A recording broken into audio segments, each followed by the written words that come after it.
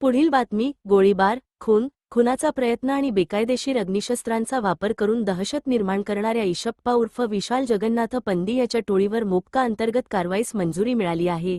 विशेष पोलीस महानिरीक्षक, कोल्हापूर परिक्षेत्र यांनी पुणे ग्रामीण पोलिसांच्या प्रस्तावाला मंजुरी दिली. 1 जून 2026 रोजी सरदवाडी येथील करडे घाट परिसरातील राजस्थान ढाब्याजवळ पैशांच्या व्यवहारातून वाद झाला. यावेळी झालेल्या हल्ल्यात विशाल सुनील काळे व 31 यांच्यावर गोळीबार व दगडाने मारहाण करण्यात आली. यात त्यांचा मृत्यू झाला.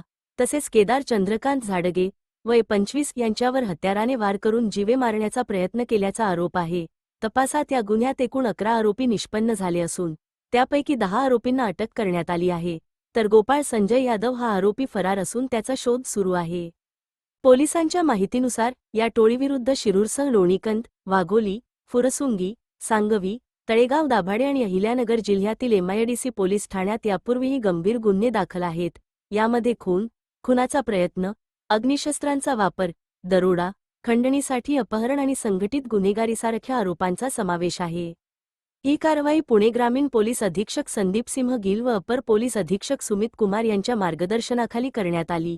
शिरूर पोलीस ठाण्याचे पोलीस निरीक्षक विनोद पाटील व पोलिसांच्या पथकाने तपास केला. ही माहिती पोलिसांनी दिलेल्या माहितीनुसार असून आरोपींवरील आरोप न्यायालयीन प्रक्रियेत सिद्ध होणे बाकी आहे. रिपोर्टर प्रवीण कदम.